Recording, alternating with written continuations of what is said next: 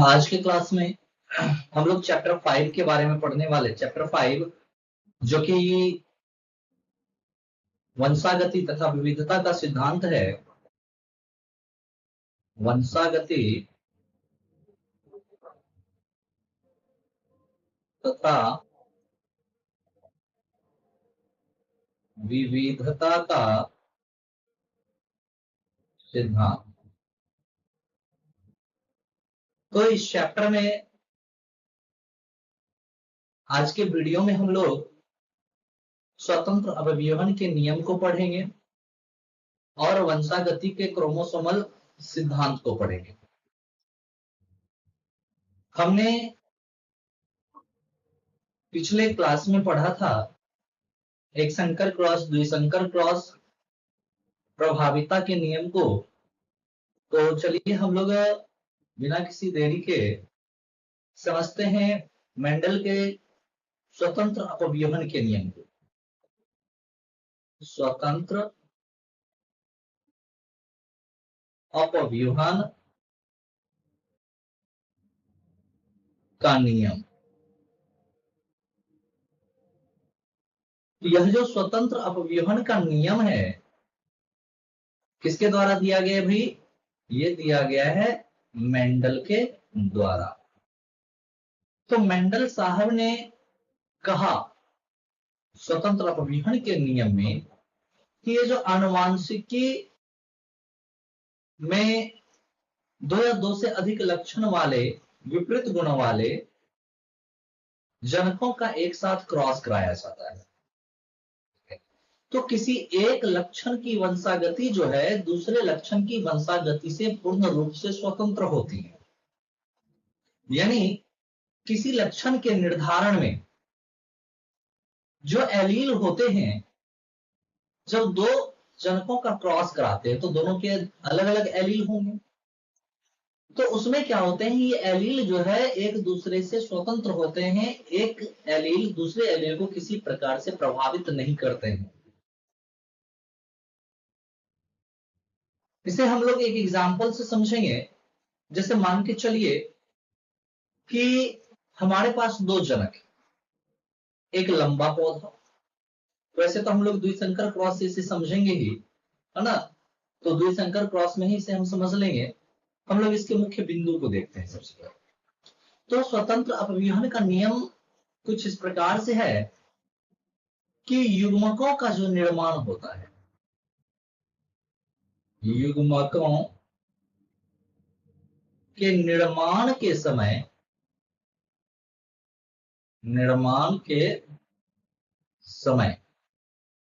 प्रत्येक लक्षण के एलील, प्रत्येक लक्षण के एलील एक दूसरे से अलग हो जाते हैं। एक दूसरे से अलग हो जाते हैं, हो जाते हैं। ठीक है। जैसे कि हमने पिछले क्लास में पढ़ा था कि लंबा पौधा है, लंबा पौधा में बड़ी टी है। बड़ा पौधा है, छोटी टी है। या अशुद्ध लंबा पौधा है तो एक बड़ी टी एक छोटी टी है। इसके जब युग्मक बनते हैं तो क्या होते हैं कि ये युग्मक अलग अलग हो जाते हैं। अगर बड़ी टी है तो वहां बड़ी टी अलग हो गया, दोनों दोनों छोटी टी है तो छोटी टी अलग हो जाते हैं। अगर बड़ी टी छोटी टी है तो उसमें से बड़ी टी और छोटी टी अलग हो जाते हैं। ठीक है। तो युग्मक के दौरान क्या होते हैं, एलील जो होते हैं वो एक दूसरे से अलग हो जाते हैं। इसके बाद वह स्वतंत्र रूप से, ये जो एलील अलग अलग होते हैं स्वतंत्र रूप से अगली पीढ़ी में भी चले जाते हैं। ठीक ना? और एक लक्षण के जो वंशागति होती है उससे दूसरे लक्षण के वंशागति को कोई प्रभाव नहीं डालता है, उसको किसी प्रकार से प्रभावित नहीं करता है ना? तो इसे हम लोग जो है, यानी हम इसे लिख सकते हैं कि एक लक्षण का वंशागत होना दूसरे को यानी दूसरे लक्षण को प्रभावित नहीं करता है, नहीं करता है। तो ये है मुख्य रूप से किसका, स्वतंत्र अपव्यूहन का नियम, जो कि मेंडल के द्वारा दिया गया है। तो इसे हम लोग जो है अब द्विसंकर क्रॉस की मदद से समझते हैं। ठीक है, तो चलिए हम देखते हैं द्विसंकर क्रॉस की मदद से। तो हमने द्विसंकर क्रॉस में पढ़ा है, क्या पढ़ा है भाई, कि द्विसंकर क्रॉस में मान लेते हैं कि हमारे पास दो जनक हैं ना, जिसमें से एक गोल और पीला बीज वाला पौधा है और दूसरा जो है वह कैसा है, वह झुर्रीदार और हरा बीज वाला पौधा है। हम पढ़े हैं कि इसके जो एलील होते हैं, इसके एलील क्या होते हैं, गोल पीला बीज का एलील क्या होगा, बड़ी आर, बड़ी आर, बड़ी वाई, बड़ी वाई। ये आर वाले जो एलील हैं ये गोल लक्षण के लिए हैं और ये वाई वाले जो एलील हैं ये पीले लक्षण के लिए है। उसी प्रकार से झुर्रीदार और हरा बीज है, तो इसमें क्या होगा, छोटी आर, छोटी आर, छोटी वाई, छोटी वाई। ठीक है, अब देखिए यहां पर क्या है कि हमने स्वतंत्र अपव्यूहन के नियम में पीछे देखा पहले पॉइंट में कि जब इसके युग्मक बनते हैं तो युग्मक बनने में क्या होते हैं, इसके जो एलील होते हैं इसके एलील अलग अलग हो जाते हैं। ठीक है, तो एलील अलग अलग कैसे होते हैं भाई, ये देखिए, तो इसका हम युग्मक तैयार करते हैं, बड़ी आर बड़ी वाई, क्या था, आर आर वाई वाई था। तो यहाँ पर बड़ी आर क्या हो गया, बड़ी आर से अलग हो गया, एक बड़ी वाई दूसरे बड़ी वाई से अलग हो गया। यहाँ पे चार इसके युग्मक तैयार होते हैं और चारों के चारों बड़ी आर बड़ी वाई, बड़ी आर बड़ी वाई, बड़ी आर बड़ी वाई, इस तरीके से बनते हैं। ठीक वैसे ही इसके जो युग्मक बनते हैं, इसके युग्मक क्या है भाई, छोटी आर छोटी वाई, छोटी आर छोटी वाई, छोटी आर छोटी वाई, छोटी आर छोटी वाई, ये बनते हैं। अब यहाँ पर देखिए ये जो अलग अलग एलील हुए हैं, है ना, ये एक दूसरे को किसी प्रकार से प्रभावित नहीं करेंगे। ऐसा नहीं है कि ये आर आर अलग हो गए तो अब ये आर अगली पीढ़ी में इसके बिना नहीं जा सकता, दूसरे आर के बिना नहीं जा सकता है, ऐसा बिल्कुल भी नहीं है। ये अलग हो जाएंगे, है ना, ये अलग अलग हो जाएंगे। अब इनका ना क्रॉस कराते हैं, ये और ये क्रॉस किया और इनके क्रॉस करने से क्या हुआ, इनके क्रॉस करने से क्या मिला, बड़ी आर छोटी आर, बड़ी वाई छोटी वाई, ये हमें प्राप्त होता है।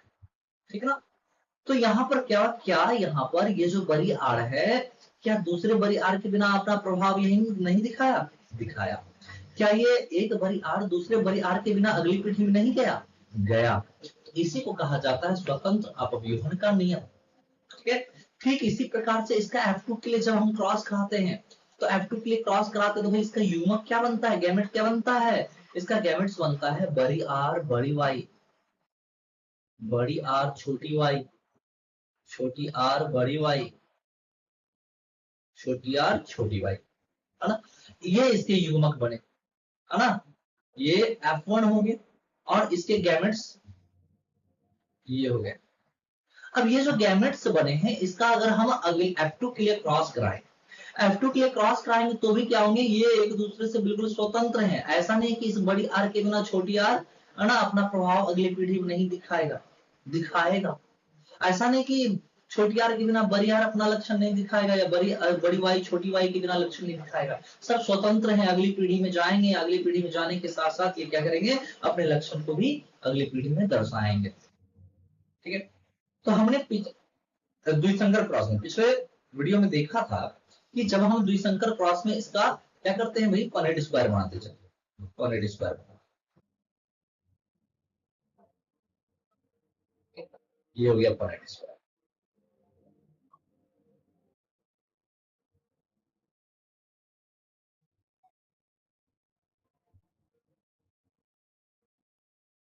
ये हम स्वतंत्र अपव्यूहन के नियम को समझ रहे हैं द्विसंकर क्रॉस के माध्यम से। द्विसंकर क्रॉस में हमने इस तरह का पनेट स्क्वायर बनाया था। अब इसका हम यहाँ पर गैमेट्स लिखते हैं, बड़ी आर बड़ी वाई, बड़ी आर छोटी वाई, छोटी आर बड़ी वाई, छोटी आर छोटी वाई। ठीक इसी प्रकार से यहाँ भी लिखते हैं, बड़ी आर बड़ी वाई, बड़ी आर छोटी वाई, छोटी आर बड़ी वाई, छोटी आर छोटी वाई।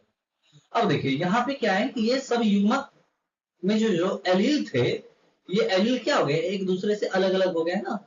अब ये स्वतंत्र रूप से अगली पीढ़ी में जाएंगे, ठीक ना, स्वतंत्र रूप से ये अगली पीढ़ी में जाने। अब देखिए यहाँ पे बड़ी आर, बड़ी आर, बड़ी वाई आ गया। वैसे ही ये बड़ी आर, बड़ी आर, बड़ी वाई, छोटी वाई, बड़ी आर, छोटी आर, बड़ी वाई, बड़ी आर, छोटी आर, बड़ी वाई, छोटी वाई, बड़ी आर, बड़ी आर, बड़ी वाई, छोटी वाई, बड़ी आर, छोटी वाई, छोटी वाई, बड़ी आर, छोटी आर, बड़ी वाई, छोटी वाई, बड़ी आर, छोटी आर, छोटी वाई, छोटी वाई। अब इसमें बड़ी आर, छोटी आर, बड़ी वाई, बड़ी आर, छोटी आर, बड़ी वाई, छोटी वाई, छोटी आर, बड़ी वाई, छोटी आर, बड़ी वाई, छोटी वाई, बड़ी आर, छोटी आर, बड़ी वाई, छोटी वाई, बड़ी आर, छोटी वाई, छोटी वाई, छोटी आर, बड़ी वाई, छोटी वाई, छोटी आर, छोटी वाई, छोटी वाई। तो ये हो गया F2 पीढ़ी के लिए क्रॉस, द्विसंकर क्रॉस का, है ना। F2 पीढ़ी के लिए हमने कराया। तब द्विसंकर क्रॉस का F2 पीढ़ी के लिए जब हमने क्रॉस कराया तो इसमें हम क्या देख पा रहे हैं भाई, इसमें हम देख पा रहे हैं कि स्वतंत्र रूप से बड़ी आर अगली पीढ़ी में जा रहा है, बड़ी वाई अगली पीढ़ी में जा रहा है। फिर वहीं दूसरे संतति में हम देख पा रहे हैं, है ना, जैसे हम देखते हैं किसका, इसका, इसमें देखिए बड़ी आर के बिना क्या हुआ, यहाँ पे दोनों छोटी आर आ गया ना, स्वतंत्र रूप से आया है, ठीक है।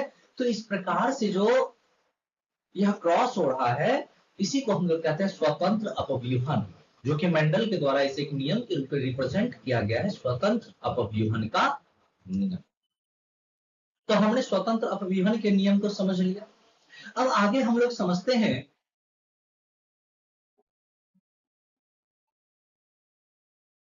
आगे हम लोग, हमारा जो आज का दूसरा टॉपिक है इस वीडियो के लिए, वह है वंशागति का क्रोमोसोम सिद्धांत। क्रोमोसोम सिद्धांत, यह जो वंशागति का क्रोमोसोम सिद्धांत है, वह ये किसके द्वारा दिया गया। ये जो वंशागति का क्रोमोसोम सिद्धांत है, यह वाल्टर सटन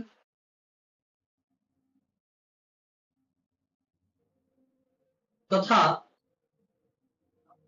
थियोडोर बोवेडी,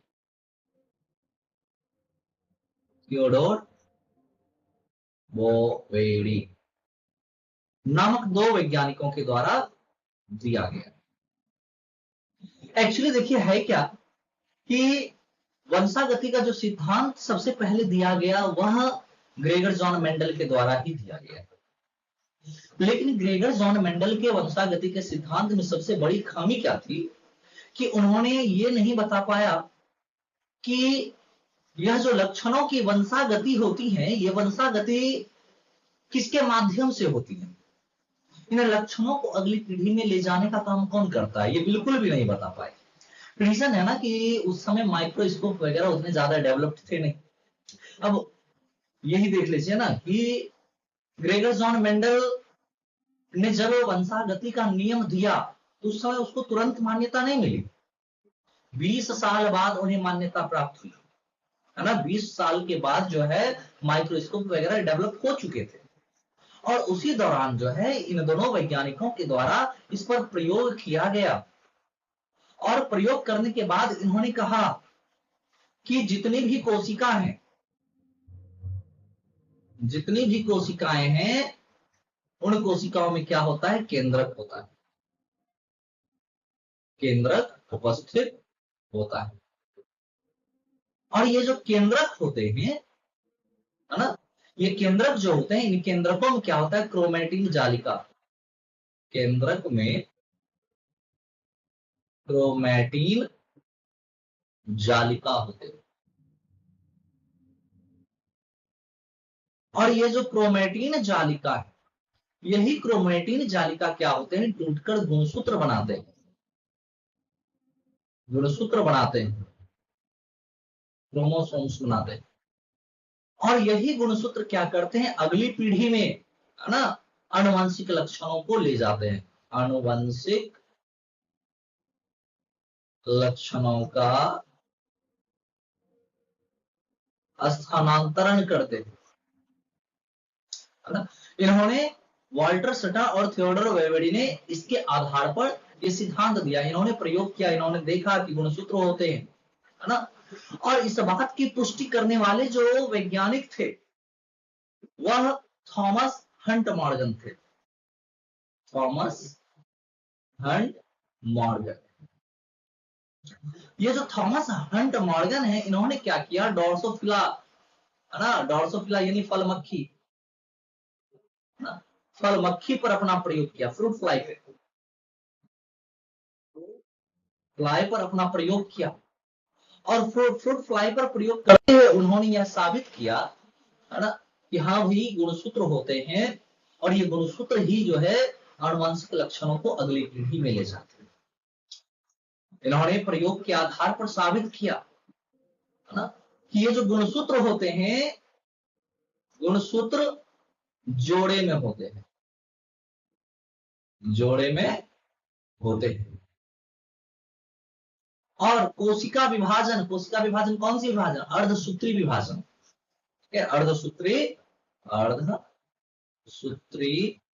विभाजन के दौरान क्या होता है, के दौरान ये जो गुणसूत्र होते हैं ना, गुणसूत्र अलग हो जाते हैं, अलग हो जाते हैं। इसके बाद अब यहां पे जो गुणसूत्र अलग अलग होते हैं, है ना, क्रोमैटिड, क्रोमैटिड स्वतंत्र रूप से आनुवंशिक लक्षण को,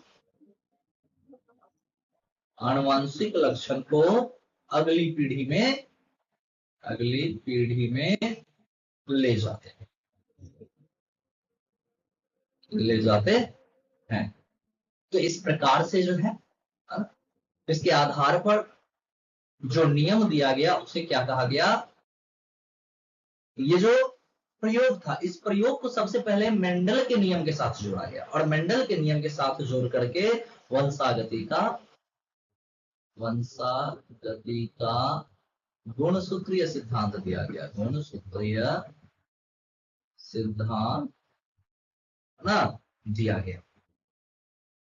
तो हमने गुणसूत्रीय सिद्धांत भी देख लिया। अब हम लोग अगले वीडियो में, कल के वीडियो में समझेंगे मेंडल के कुछ अपवाद के नियम।